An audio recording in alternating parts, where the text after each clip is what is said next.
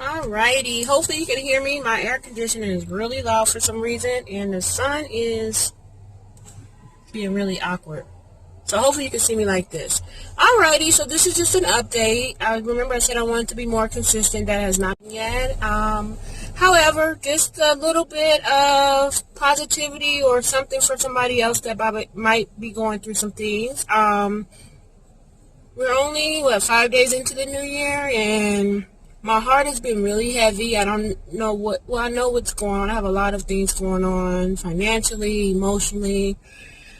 So I've started the year off, the end of the year, very positive. The beginning of the year, my heart's a little heavy. So I haven't been to church in a while. So I want to go to church today because I know I always feel uplifted when I leave church.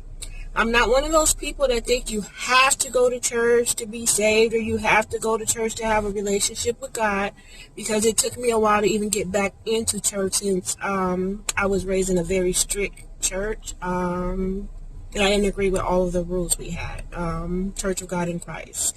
So I had a lot of issues from that, but I worked through them, and I did join a church. I don't go regularly, but I love the pastor. But like I was saying, I'm not going to get into this whole churchy thing.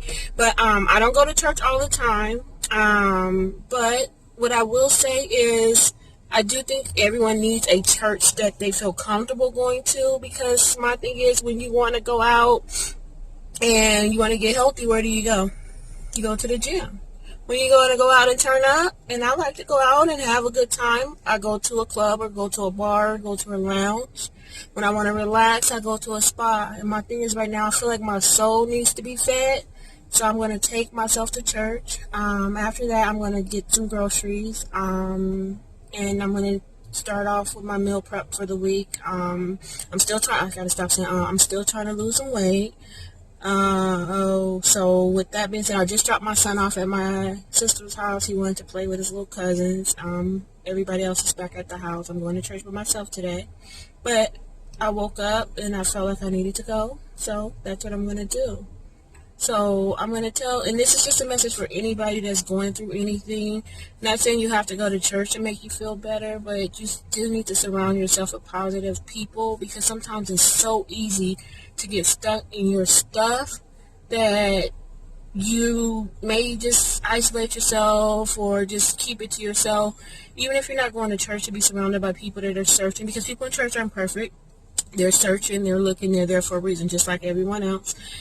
Find someone that's positive or someone that's going to uplift you, because sometimes it's not good to go into a shell and be by yourself. And that's what I used to do in the past, and I'm trying to do things differently. So I'm actually come out after this video, and I'm going to tell you guys what the message was. Alright? I'm going to head to church right now. Church starts in about 20 minutes. I'm only 10 minutes away. So I'm going to get ready. I'm going to drive. I'm parked outside of my sister's house. Alrighty? So here we go. Alrighty, I'm back. I hope you don't mind the steering wheel, but this Vegas sun is being real disrespectful. I'm still going to go to the grocery store, but I wanted to go ahead and do the after church wrap up, since I want to do it while it's fresh in my mind, even though I'm still going to go home and study the scriptures that the pastor went over. I'm starving. I went to the late service, so it didn't start to 12:30, and it's 2:30 right now. It's the 10th anniversary for my church, so that's why the service was a little bit longer, but usually it's an hour and a half. So it's 2:30, and I haven't eaten anything. I just had a cup of coffee. Next week is going to be real, because I'm supposed to be giving up carbs again. So I had a choice between the two closest things to the church, KFC and Arby's. I chose KFC because I do not like Arby's. I've not had Arby's in years. Maybe they're good, but last time I had, I didn't like it. So with that being said, I'm going to tell you guys what I got. We'll call this a mukbang. I don't think I've ever done a mukbang. So we'll call this a mukbang. But this is my after church mukbang. So I'll tell you what I got. I went to KFC and I got Kentucky sweet, spicy or sweet, what is it called? Louisiana heat or Kentucky heat? I think Louisiana heat is what I like at Wingstop, Louisiana rub. I think this is called a Kentucky barbecue sweet lightning. All right, so I don't like Mountain Dew either. There's a lot of stuff I don't like, but I don't like Mountain Dew. But they had a sweet lightning Mountain Dew, so I said, let me try that. Oh, okay, all right, kind of sweet. I don't know what this chicken was called. The tenders. I just don't know what it's called. So I got a tender combo. Oh, and they gave me a pickle. So let me open it so you can see it. And I'm going to pull out my notes. So it came with, the pickle is strong. It came with some pickles, and I think I got 3 tenders, but it looks like they gave me 1 extra little tiny tender on GP since they're so small. Came with a biscuit, and instead of getting mashed potatoes, I got wedges. Let me see if I can set this up because I'm going to have to eat this in this car and read my notes. And I got potato wedges. And I got barbecue sauce. And what did I get? Barbecue sauce and rice, I hope, if she gave it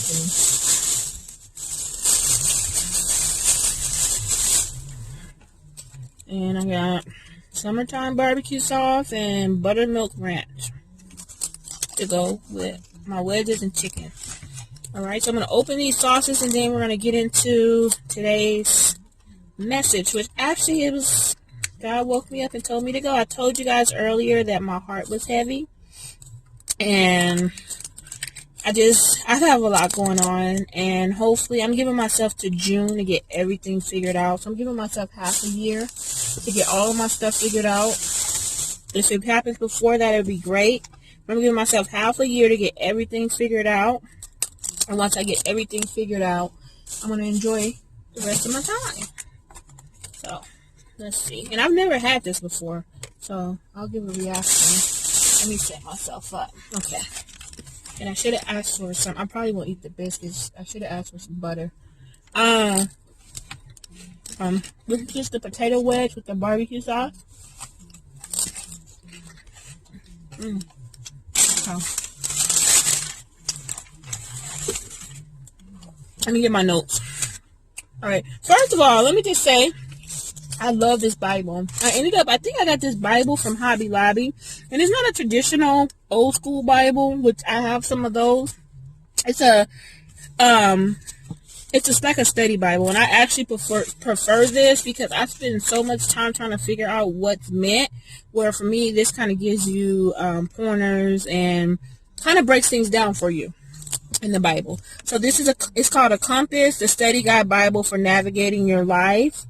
Thomas Nelson was the publisher. Just in case you wanted it, I got this one from Hobby Lobby, but I'm sure you can find it online. And I'm trying to see if there's anything else it's the 2012 Thomas Nelson Inc. They have a voice translation, and I like it because it breaks down the parts and it puts the parts of the Bible. And another part that I like about this is depending on what you're going through, it tells you different parts where to look for different things that you might be going through, and just when helping, like when you're confused, when you're tempted, and it gives you scriptures based off of those things. Oh, my nails are a mess. I gotta get those redone. So it just gives you different scriptures just when you're going through certain things in life. So I take my Bible with me. Most of the people that go to church with me, they usually don't have their Bible with them because the pastor does have like a screen where everything is on the screen, so you can see it from there. But I like to make notes, and then I like to read further in, like while she's going over the different parts, because I want to be able to remember it and go back and read it again. So I might make notes on the Bible or highlight. So I take my Bible with me to church. All right. So let's just say God was talking to me this morning when I got my behind up and went in there. And I'm going to tell you why. Today's scripture or today's lesson was purpose. And it was on finding your purpose. And that's exactly, I'm going to turn this radio off. That's exactly what I needed to hear, because I've been feeling just so like stressed. I'm doing everything I'm supposed to do. I'm doing right for the most part. I'm treating people the way I want to be treated, but I'm just been bogged down with just personal things and financial things in my life. So with that being said, don't get me wrong, I love my job. I love working with kids, especially special needs kids. But when you work for a school, there's so many rules and red tape, and there's some things that, like, sometimes I'm conflicted because I want to have my kids prepared to go out into the real world. And when I say my kids, it's so funny because everyone thinks I'm talking about my biological kids, but no, I'm talking about the kids I work with, because I look at them like my kids. I have to. I couldn't do a good job if I didn't, because when I'm making decisions for the kids, I want to make sure that I would be making decisions like I would make for my own kids, because I think that's what you should do as an educator. So when I say my kids right now, I'm talking about my students, or the students that I work with. So my thing is, I love what I do. I love the interactions with them, but sometimes I feel conflicted because I'm like, is this my purpose? Like, it feels like I should be doing more. So that's part of my conflict, the financial stuff. There's a lot going on. So let me get into this, because this became a whole totally different topic. So I'm sorry for chewing in my mouth full. Okay, so I love my church. Like I said, I don't go often, but I do go, and I like to have a church that I can go to whenever I'm feeling like I need to be in there. So I like the way when you first walk in, you do get like a flyer for the week to tell, like, collect the tithes, the collections. It tells the scripture. It gives you the agenda of what's, like, who's going to be preaching that day and what's going on. All right. So I'm going to start off with the scripture for the week. And that scripture was from Matthew 5:14 through 16. This is the only scripture that I'm going to read the whole scripture. Everything else I'm just going to summarize and go over it. And like my pastor, she is the bomb. She's like speaking with your wise older auntie that's hip. So it's not that churchy, old school biblical vibe. She breaks it down so it feels like you're actually talking to someone and they're talking right into what you're going through. She breaks it down. She will even make it more current where it's good for younger people. So let me just go into the first scripture. It says, "You are the light of the world. A city built on a hill cannot be hidden. Neither do people light a lamp and put it under a bowl. Instead, they put it on a stand, and it gives light to everyone in the house. In the same way, let your light shine before others, that they may see your good deeds and glorify your Father in heaven." So that's how we started. And the purpose was, let your light shine and be about God's business. So my thing is, whatever relationship you have with God is great for you, and as long as you have a relationship. But my thing is, let your light shine, but still always remember your purpose and that God is there. He's the one who made ways for you through the good and the bad. Okay? So with that being said, she used, and I thought it was a really good analogy, she used the movie The Bourne Identity. So basically, I don't know if you've never seen The Bourne Identity. There was this man, he was like a trained assassin or whatever, and something happened where he had to get saved and he lost his identity. He didn't know who he was. He didn't know what his purpose was. He was just trying to figure it out. So basically, he had little glimpses of things like, how do I know this? How do I know how to fight? How do I know this? And she related that to our life, that we were born a certain way. And before we were created, we were created in God's image. And even though when we come into this world, which is a worldly world, we might go the other way, there's still those things in us that tell us, oh, that's not right. Oh, you're a woman of God. You should be living your life like this. Even though sometimes I know I do, I still go the other way, but in my heart of hearts, I know I got some work to do. All right. So, I'm going to tell you the three other verses or three other scriptures. I'm not going to read the scriptures. I'm just going to summarize the parts that we talked about. So the first one was Genesis 1, through 27. And that's just stating that we were created in God's image. Then we have Jeremiah 1-5, and it's like your purpose. God knew your purpose before you were even created in your mother's womb. There was a purpose on your life. You had something you had to do. So that was Jeremiah 1, verse 5. And then Act 19:11-15. So basically this story, but this part was, it was with Paul, and Paul was healing the sick. So others saw Paul, I think it was the Jews saw Paul healing the sick, and they wanted to do like an exorcism. So what they started to do is perpetrate or pretend. So they tried to call the name, but they weren't walking the walk. So basically they were like, of the God that Paul speaks about, and they're trying to use Paul's purpose and Paul's gift and pretending like it's their gift. So basically they were found out to be like frauds, basically. So with using your purposes, are you taking on someone else's purpose, or are you living by your purpose? Are you living what your parents want your purpose to be? With your church might want your purpose to be, what your husband or your wife, or is this your purpose? Is this what you want to do? Okay, so that was good. I like the way that she broke those parts down, and it just had me thinking a lot. Another thing that I thought was really nice, not nice, but it was like aha moment is, let's see. Oh, wait a minute. There's one more part. Okay, so one other thing she said, she's like, there's a thin line between, and she gave these different things, a pimp and a preacher, or whatever. So a pimp might be able to speak to women or people and get them to come their way and be able to get followers, but he's not living his purpose. So what is your purpose? So know what your purpose is, so you're doing good in life.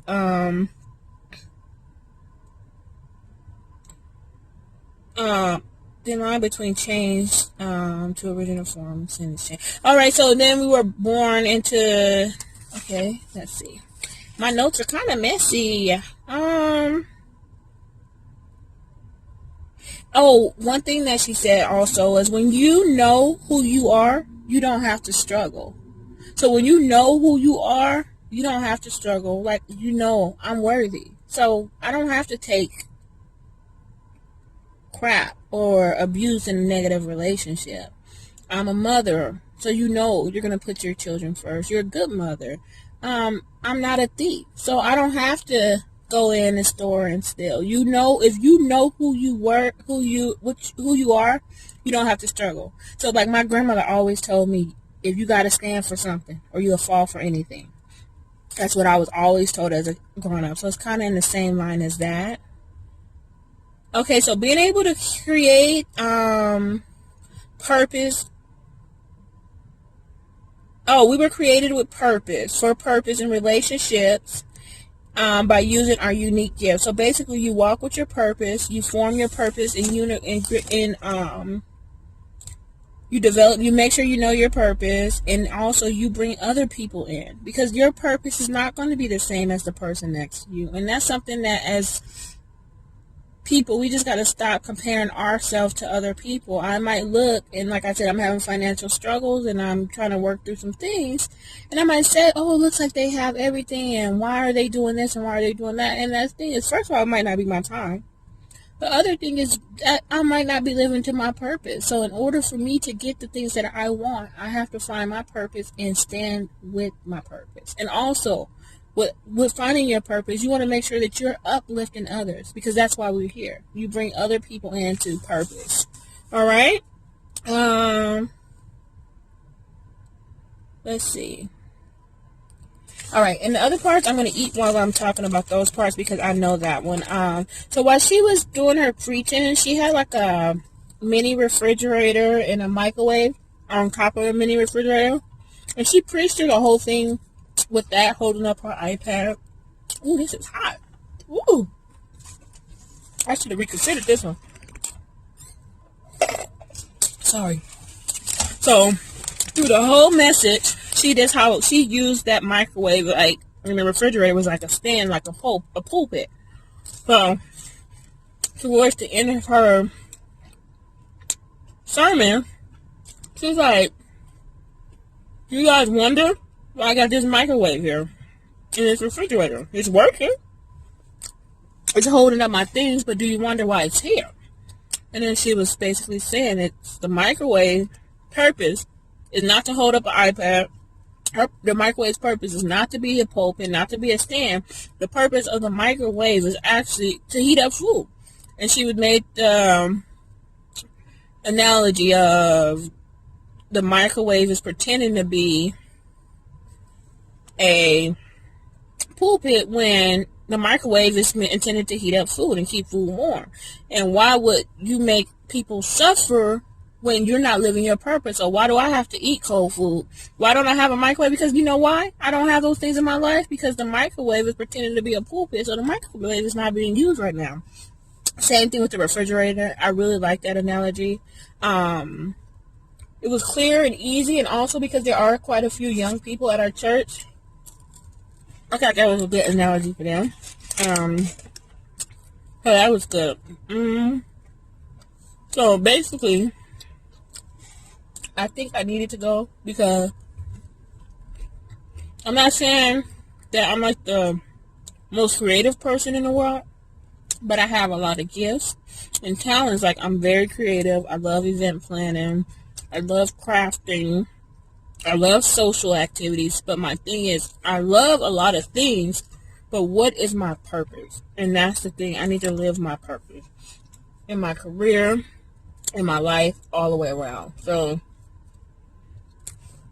it's not something that, okay, I went to church today and now all of a sudden I know what my purpose is. I know I want to be around other people. I know I want to work with students who have special needs. I know I want to be able to do some things for my kids that I was not able to get from myself or have as I grew up. However, I left with this. So I'm not saying you go to church and all of a sudden now you just know everything. That's why you go. You're going to get the word, to learn, to get fed. So in the end, my takeaway from church today was help me to be me. Not be her next door. Not be the chick over there with 100,000 followers. Help me to be me, whoever that is. And that's what I'm working on. And then I think with that comes with aligning everything else together. I will say one thing, this chicken is hot. I probably should have got regular chicken tenders because I've been having issues with heartburn. And this is probably just going to make it worse. This chicken is whatever Kentucky Lightning is hot. So, just know. I'm going to finish eating my food. Then I have to go grocery shopping. Like I said, I want to do some meal prep. But I did want to just do my takeaways because I was so happy when I came out. I'm so blessed. Because I was like, that's what I needed to hear. And that's why I went in there today. And they do podcast the service on your Facebook where you can watch it if you can't make it. But it's not the same as being there. So I'm glad I went to that. I'm going to continue to eat. And I will see you guys later. Bye-bye.